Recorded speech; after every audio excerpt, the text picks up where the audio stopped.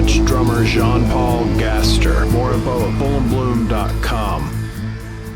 You guys have been adapting to the new world, and you live streamed a couple of concerts recently. How did those go? Well, each one is a little bit better than the last. It's definitely been something that we've learned to do over the last few months out of necessity. And I can tell you it's enjoyable because it gives us the opportunity, obviously, to play. It doesn't beat the live experience, but it keeps us focused on the music and learning some new stuff. And more than anything, just being able to play is something I think that we miss. I know you guys did one back in May. What did you guys learn from May to this most recent one? Oh, my goodness. Well, I think if you look at the progression of the shows, it's pretty clear. We did our very first stream really just on a laptop with a laptop computer. And fortunately, we have two consoles that we travel with for our live shows. So we have a monitor console and a funhouse console. We've set those up, and this way we are mic'd up as if we were on the stage, and we have monitors as well. So that end of it was the easy part. The learning part came in trying to present the band in a way that looks somewhat professional.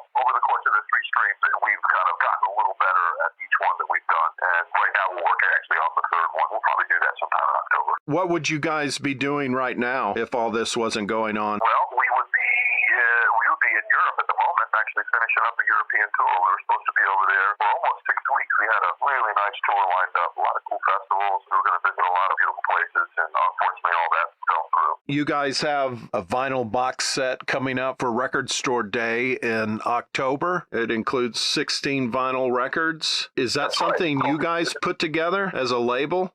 Of course. We are the label. We own the label. Weathermaker is a label that the four of us started back in 2008, and it's been great for us because it allows us to record and release music as we like.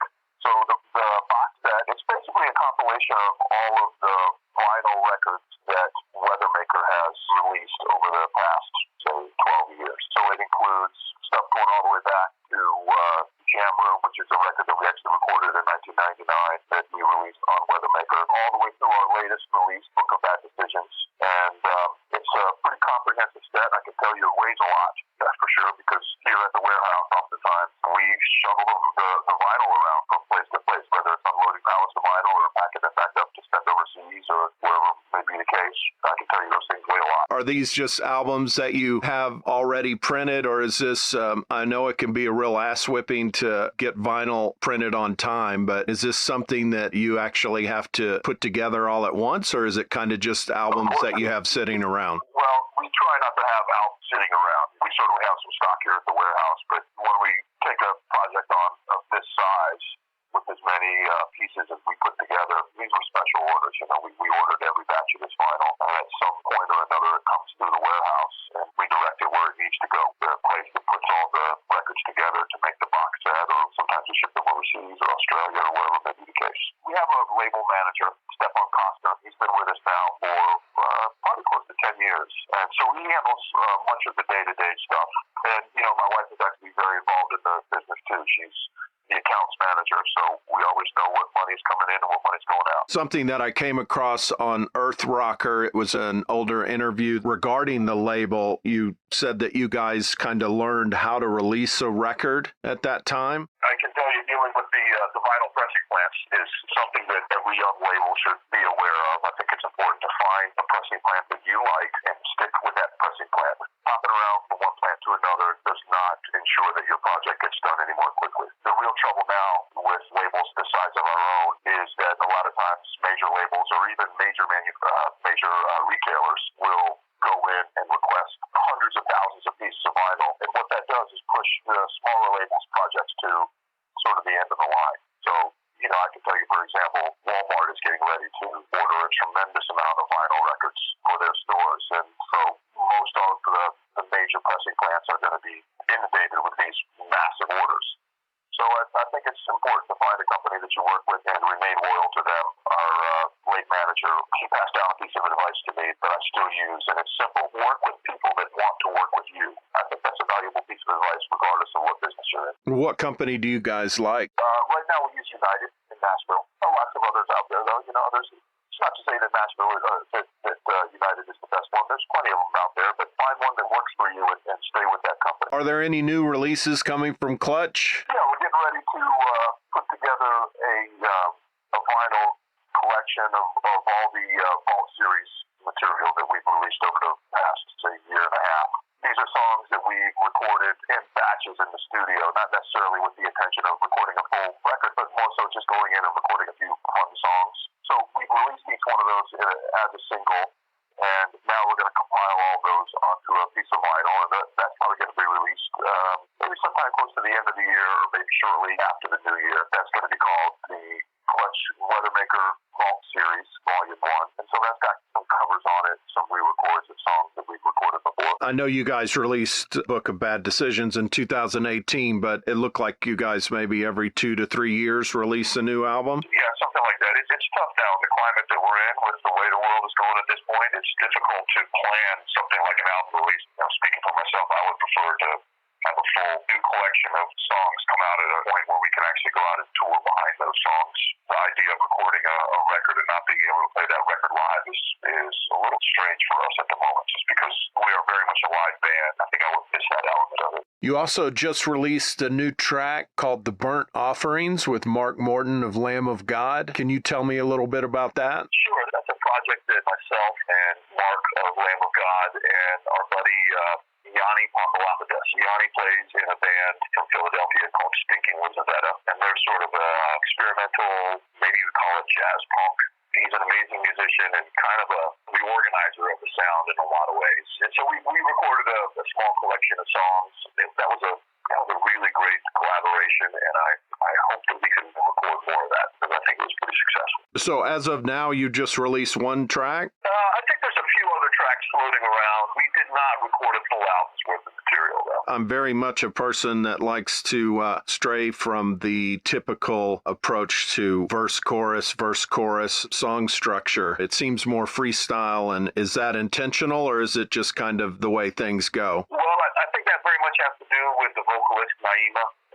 She's got a very unique way of putting a song together. I've never worked with anybody quite like her. She's got an amazing voice. And you're right, her lyrical style does not fall into that sort of normal verse and chorus arrangement style. But I also think that a lot of it has to do as well just with Yanni. Yanni has a way of almost envisioning the song before it's even put out into the universe. And I really credit him to get us to focus and create this style of music. One thing that I came across that I thought was cool, back in the early days, you guys toured with Sepultura on the Chaos A.D. tour? Oh, yeah. We did about 6 weeks with Sepultura on the Chaos A.D. tour, and then we had the opportunity to go to Europe with them just before the Roots record was released, and we did about 3.5 weeks with them over there. It's such a positive experience, an amazing band. We were fans of the band well before we got the opportunity to tour with them, so for us it made it even more special. Tail end of that classic lineup. Any stories, anything kind of stand out, any memory that you reflect on? Watching that band, especially on the Chaos A.D. tour, I think you were seeing sort of the pinnacle of one of the best bands of that style. The amount of power that they could put out into the house was just incredible. Each one of the players has their own voice. It's a unique collection of musicians. They were a very tight-knit band. Their crew especially was so good to us. Man, we were just kids. We didn't know anything about anything by that point. They took care of us. They showed us how to tour. They showed us how to load in.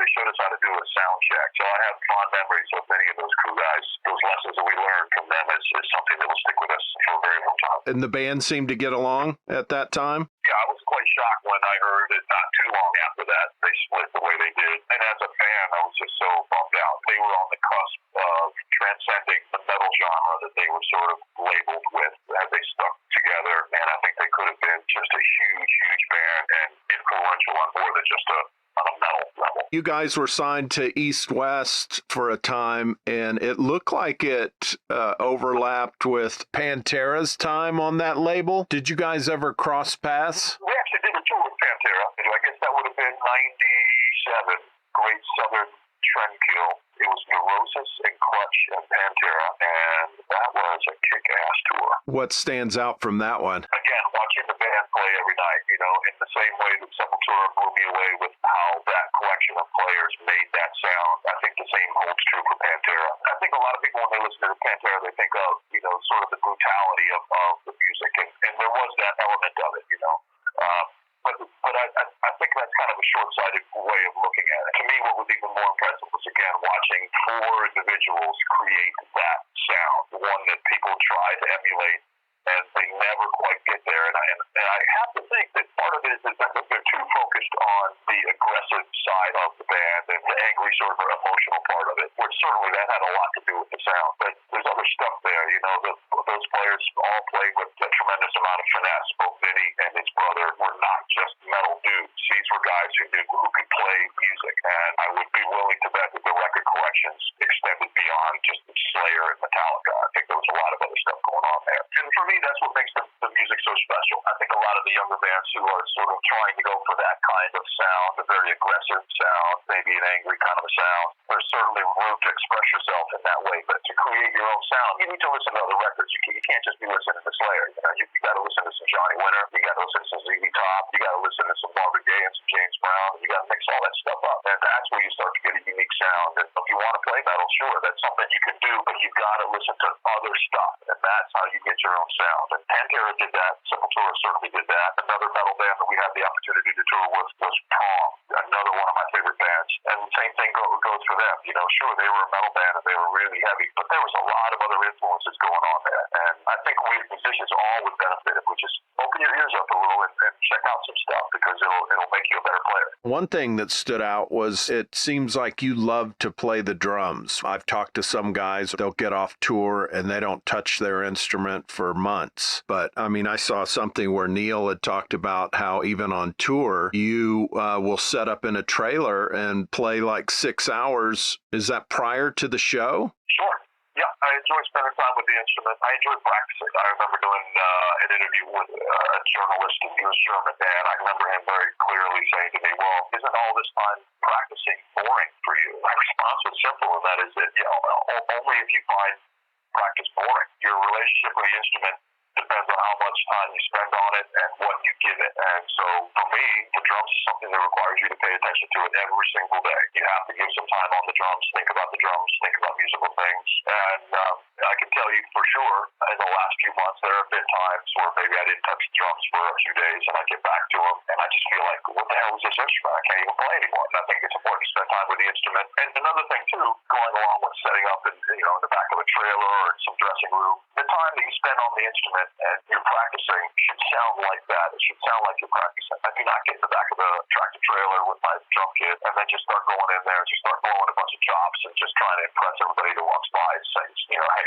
look how fast I can play. Not all interesting to me whatsoever. Much more interesting to me is to pay attention to the nuance of whatever it is I'm trying to play, how your body interacts with the instrument, how you sit at the instrument, what the sound is like. People will often come by and hear me just playing perhaps just a bass drum, for 15 minutes, and they think, what the hell is that guy doing in there? But it's a way to spend time with the instrument. It doesn't all have to sound like shreddy stuff. It doesn't all have to sound like a drum clinic. The times that you spend where you're making those sounds sound uncomfortable, those are the times that are going to benefit you most as a player. At home, when you do play, are you going and playing 6 hours, or is it kind of just whatever?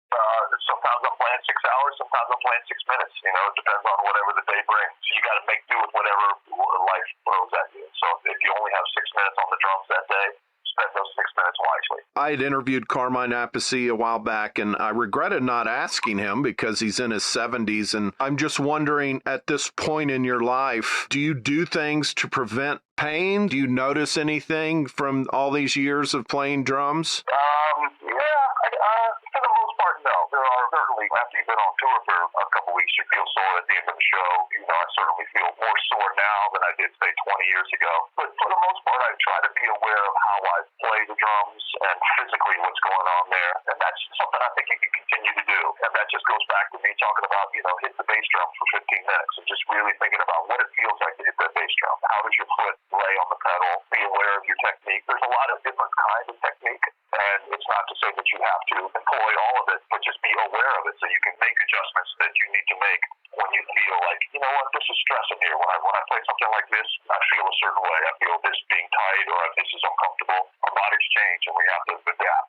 So, and again, I think practicing goes along with that as well. Your setup, I know, is pretty simple. It's like a kick and a tom and then a floor tom, pretty much, right? That's correct. One thing I love about those Clutch records is the drum sound is always, even dating back to the 90s, always is very real. And I always dismiss those records where they have that drum sound, that's just a bunch of sampled shit. And yeah, for sure. do you have a certain mic setup or preamp setup, or do you kind of just rely on the engineer? I mean, surely you have some ideas with that nowadays, right? Of course, yeah. Getting drum sounds is one of my favorite parts of the process of recording a new record. I enjoy experimenting with microphones. I enjoy experimenting with mic breeze and tuning as well. I wish I could say that I had a formula for tuning. This is how I tune my tom-toms, or this is how I tune my snare drum. But the honest truth is that what I think sounds good today is not necessarily what I think is going to turn me on tomorrow. So it's a work in progress. But I think you have to enjoy that process, right? That process of sort of trying to find the sound. And so there's a lot of ways to do that. But, another thing I've learned over the years, too, that at the end of the day, it's in the hands of the player. I can sit down at just about any drum kit, and in some capacity, it's going to sound the same because it's the same guy hitting those drums. And it really has to do with how you approach those drums. How do you pull the sound out of those drums? How hard do you hit them? How do you hold your sticks? All that stuff is very individual to the player. As far as tuning your drums, do you tune them yourself? Yes, I've had several drum techs over the years, and some of them tune better than others. But at the end of the day, I'm up there after sound check, usually by myself, while the opening band is loading their stuff on stage. I'm usually there tweaking the drums, however I'm hearing them that day. Are there certain mics that you've come to like in the studio? I saw that you had like a 421 on a tom, which is pretty typical, but are there any standard mics that you like on your drums? Sure. I think in our live scenario right now, we've got a pair of 414s that we use as overheads. I like those quite a bit. I have a pair of Coles ribbon mic 4038s. I use those as overheads as well. I like those quite a bit also, but I've learned that's not something that works necessarily in the live situation. I love those Coles mics. They have such a silky smooth top end, and they're gorgeous. And, for a bass drum, I don't think anything really beats the RE20. We've tried a lot of different microphones, but when you want to focus that sound up and really make the bass drum present, whether it's in a record or in a live situation, that RE20 is a go-to microphone. That thing sounds great. Do you guys usually use a room mic? When we're in the studio, certainly, and probably more than one. It depends on the situation. When we were working with Vance Powell in Nashville on Book of Bad Decisions, he had a few room mics up in the room, and then depending on how he was mixing the drums for that particular track, he would pick which room mic or room mics would work for that scenario. And so, you can do a lot with room mic. It very much will color your sound, and it affects how the drums sit in the mix when you add in the other instruments, because that's a whole other thing too, right? You have this idea of what you think is going to be the perfect drum sound, but then you put the bass guitar in, and all of a sudden your drum sound just went away. You have to be aware that the other instruments are going to affect your drum sound as well. How did Jack Douglas end up producing the Elephant Riders? We had recorded a version of the Elephant Riders already. We were living in a house in West Virginia, this old stone farmhouse, and we invited a friend of ours to come over and record the band. And so we recorded a version of that record of the Elephant Riders in this house. And we turned it into the label at the time, and our A&R rep said, this is not happening. We need to get you guys with a producer. And that's when he dropped this idea of Jack Douglas. And I think at that point, Jack Douglas had not done a record in a very long time. Right. And so it was, kind of a leap of faith. Certainly as a young man who had just recorded a record, I was not really that excited about having to go re-record this record with, some producer that I at that point, I didn't know who he was. And not only that, we were also able to work with an engineer named Jason Corsero, who ended up being a great guy to know as well. And so we learned a tremendous amount making that record with Jack. I think probably the main thing that he had us do was just to play the songs over and over and over, and really get to the point where we could play those songs almost in our sleep. And he taught us to do that, to focus on one part and really make that part work. He did not do a lot of rearranging of the songs. Lyrically, he didn't really have much input.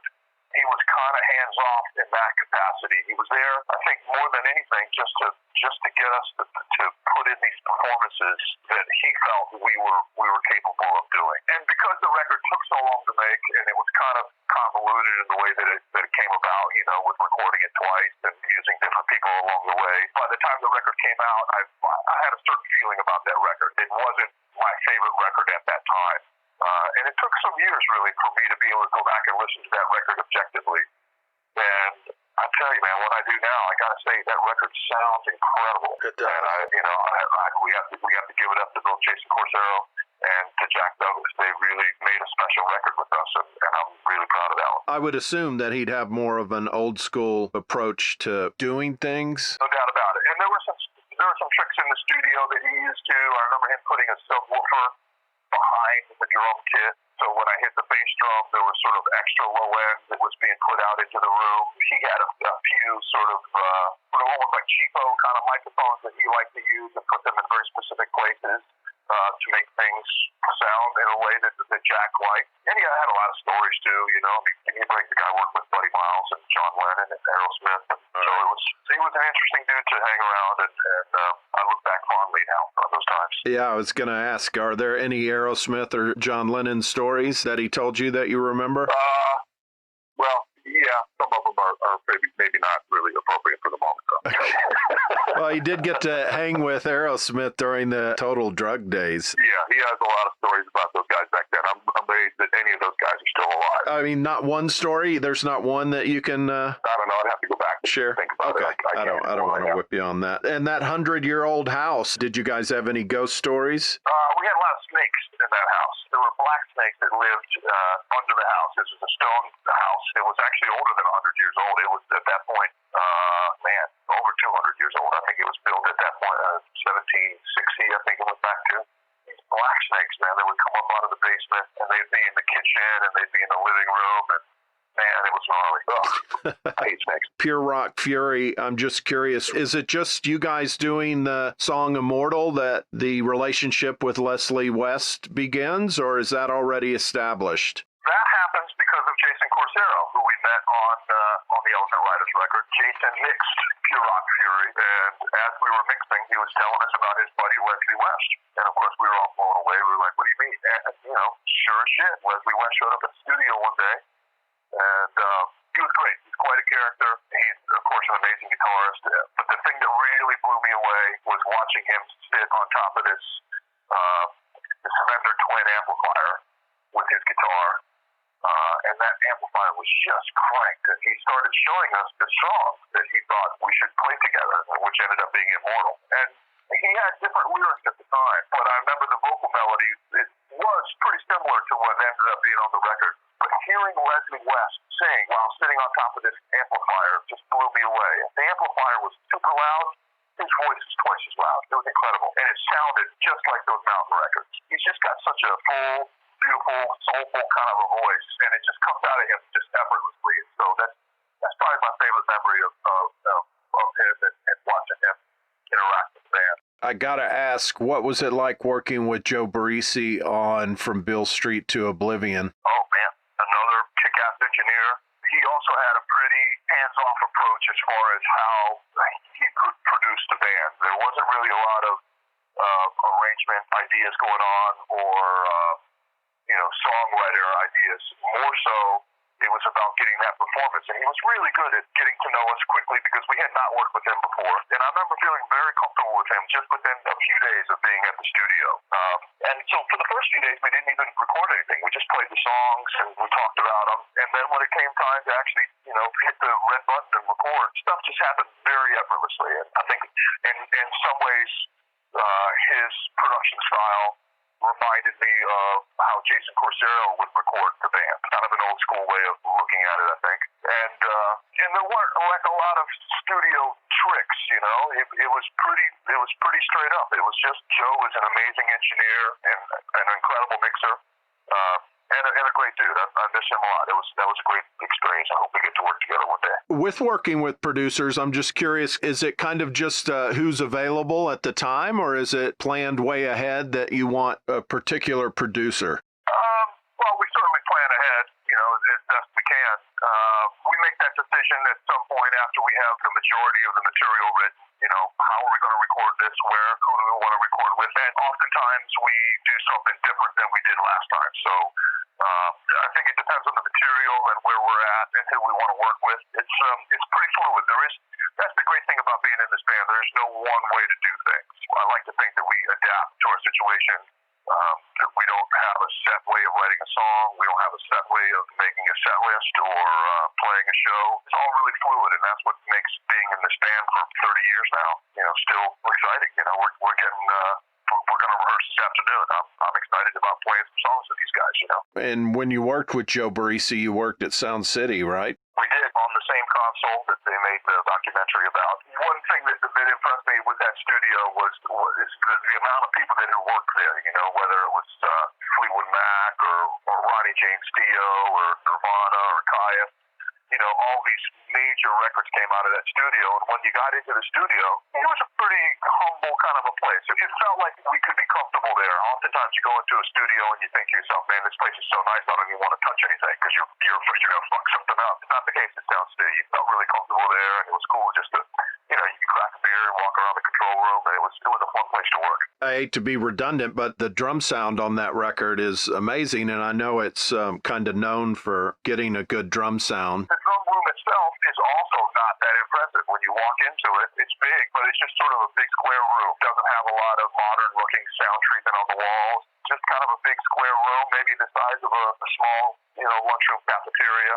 But I think it just had to do with that console and Joe having made so many recordings in there, he knew exactly what microphones were going to sound like, where you placed them in that room, and for that reason, the sound really is massive, like you're talking about. Do you guys typically record the standard way, where you get your drum track first, and then everybody kind of lays in? I'm assuming you guys cut live somewhat, right? Yeah, we do cut live. We have made records also, in that sort of very modern way. When we work with Machine, he tends to cut the band more individually. That was especially true, like with Last Tyrant, say, and Earth Rocker to a lesser degree. But he very much likes to have each member there when they record their parts, and he wants to be able to focus on each guy individually. That's just a different way of recording a record. I'm not here to say that one way is better than the other. It just makes for a different experience. When we worked with Vance Powell for Book of Bad Decisions, it was kind of the opposite. We were all in the room together. There were amps in the room, so there was guitar amp leading into the drums, and that was all part of his sound. He made us feel comfortable in recording that way.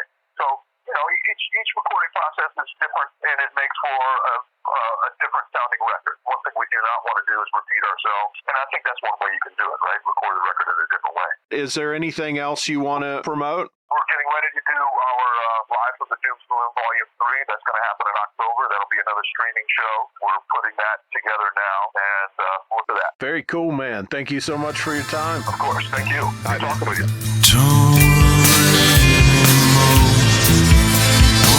My little boy.